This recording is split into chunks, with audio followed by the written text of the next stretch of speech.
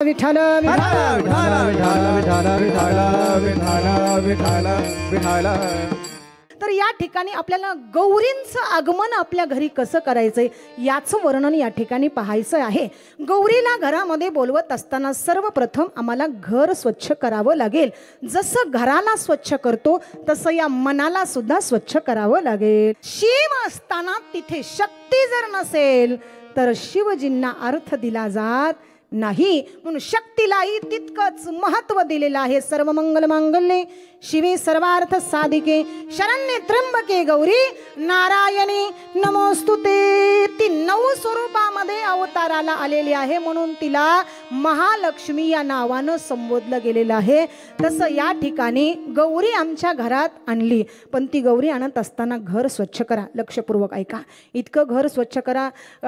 काही लोक गौरी घरामध्ये आणत असताना या ठिकाणी काही लोक विचार करतात, मला इथं सांगायचे की आमच्याकडे जुन्या गौरी आहेत, मग आम्ही त्या विसर्जन कराव्यात, आणि नवीन गौरी आमच्या घरी नवीन सुनबाई आलेली आहे, तर नवीनच गौरी आम्हाला आणायच्या आहेत। तर मी इथं सांगू इच्छिते सर्व भक्त मंडळींना की गौरी आणत असताना ज्यावेळेस तुमच्या घरी नववधू येते त्यावेळेस तिच्या माहेरकडूनच ती गौरी आली पाहिजे, हे शास्त्र मान्य आहे।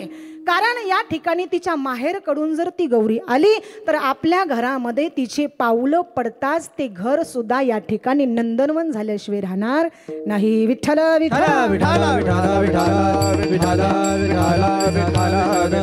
विठ्ठल। या ठिकाणी त्या गौरीची साधना करत असताना काही स्त्रिया असं म्हणत असतील की या ठिकाणी आम्ही सौभाग्यवती नाहीत, मग आम्ही त्या गौरीची पूजा करावी की नाही।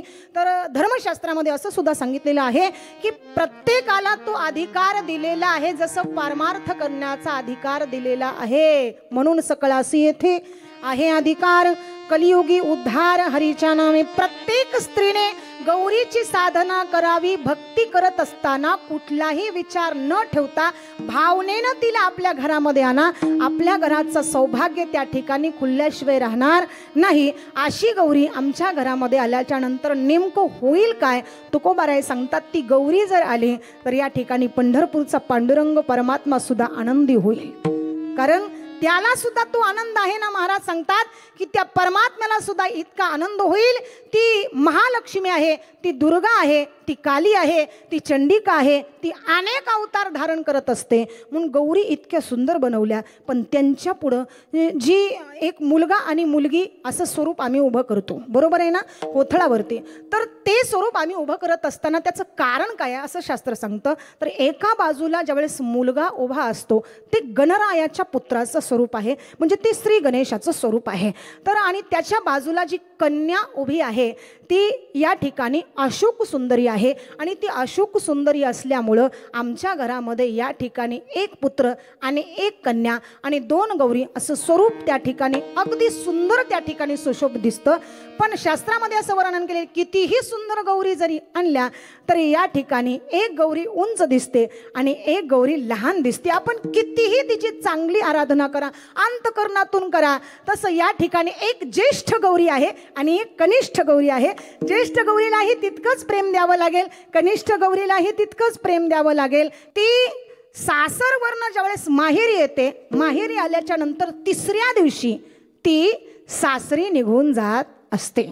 इतकं तिला आनंद वाटतो, इतका तिला आनंद वाटतो। तिला फराळ असो, तिला नैवेद्य असो, प्रेमाने समर्पित करा। आणि तिला ज्यावेळेस फराळ नैवेद्य आपण समर्पित करतो, शेवटच्या दिवशी आपण 16 गाठी घेत असतो, बरोबर आहे ना। अशा 16 गाठी आपण या ठिकाणी फुलाच्या असो, तुमच्या अनेक पद्धतीनं काही भागामध्ये वेगळ्याही पद्धतीने त्या गाठी घेतल्या जातात, पण त्या गाठी घेत असताना अंतकरणातून त्या गाठी घ्या, प्रेमानं भावनेनं।